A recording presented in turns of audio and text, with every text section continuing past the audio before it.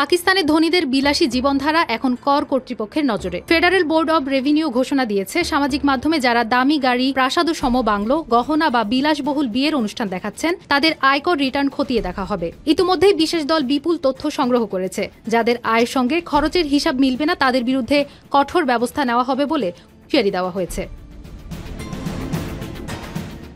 FBR এর কর্মকর্তারা জানান, প্রায় 1 লাখ ধনী ব্যক্তির জীবনযাত্রা সোশ্যাল মিডিয়ার ভিডিও ও ছবির মাধ্যমে পর্যবেক্ষণ করা হচ্ছে। কেউ যদি $20,000 পোশাক পরে বিয়েতে হাজির হন তবে তার আয়ের বিবরণীর সঙ্গে সেই খরচের মিল থাকতে হবে। গত বছরের কর রিটার্ন এবং চলতি বছরের রিটার্ন তুলনা করে বৈষম্য চিহ্নিত করা হবে। এফবিআর জানায়, মোট রিটার্নের প্রায় 80% অডিট করা হবে। যারা সম্পদ গোপন করেছেন বা আয়ের সঠিক তথ্য দেননি তাদের আয়ের উৎস ব্যাখ্যা করতে হবে, না হয় কঠোর আইনানুগ পদক্ষেপ নেওয়া হবে। বিশেষভাবে বিয়ের অনুষ্ঠানে অতিরিক্ত খরচ, ব্যয়বহুল পোশাক ও গহনার প্রদর্শনীতে নজর দেওয়া হচ্ছে।